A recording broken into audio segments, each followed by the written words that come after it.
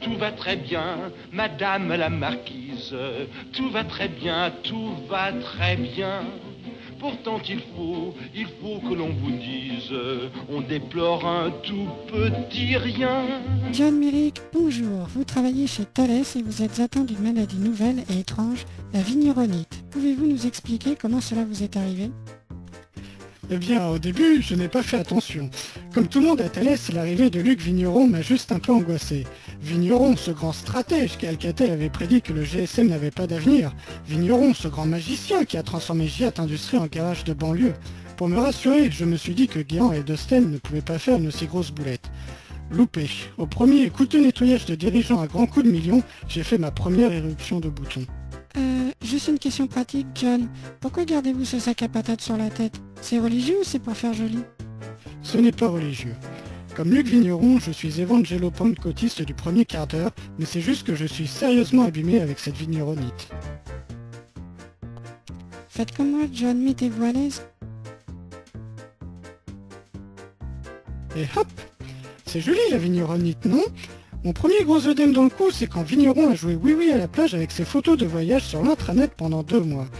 Puis, mon premier bubon sur le croupion est arrivé avec Probasis et Chorus 2. Grand moment, on allait voir ce qu'on allait voir. Thales allait enfin se mettre à travailler dur et à faire du cash.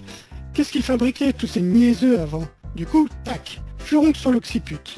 Joli furoncle, John. On dirait une allergie au vaccin H1N1. Et ça a continué. Méga réorganisation en décembre 2009 avec repli sur le national à la mode Éric Besson. Puis, destruction du commerce international où tout roulait jusque-là. Là, je me suis mis sérieusement à craindre pour la suite des événements. Du coup, c'est tous mes ganglions qui se sont hypertrophiés. Mais John, quel bilan final pour Thales? Le bilan, il est comme mon physique, Cricri. Il part en quenouille. L'action est en chute libre, moins 16% suite à une seule parabole de Saint-Luc aux journalistes, chapeau. Thales est déclassé par les agences de notation, les prises de commandes s'effondrent sans que la crise y soit pour quelque chose et on n'est qu'au début du désastre commercial. L'export s'annonce en chute libre et en France, suite à la négociation subtile de Saint-Luc avec Sagem et le gouvernement à grands coups de boule, ce n'est guère mieux. Morin a décrété une fatwa contre Thales, les contrats attendront et Vigneron est obligé de se déplacer dans les couloirs de la DGA en burqa. Super, une guerre religieuse et côté ambiance, John, c'est comment? L'ambiance, elle est comme en haricot, chérie, elle purule. Plus personne ne dit rien ni n'entreprend rien de peur de se faire virer. Les histoires pittoresques sur le conducteur courent les couloirs et les plans sociaux commencent. Mais Luc Thier continue sa guérilla soutenue par Monsieur Charles. Aussi pertinent que le soutien d'Eric Woerth par Nicolas, c'est pathétique. En attendant, Thales ressemble à Grozny et moi j'ai les glandes, y a qu'à me regarder.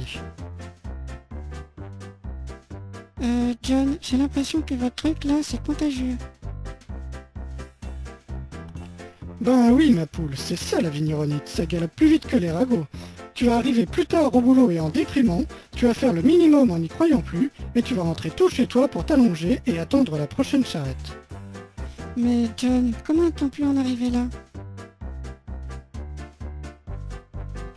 Audiard a résumé la situation en une réplique célèbre, les cons ça ose tout, c'est même à ça qu'on les reconnaît.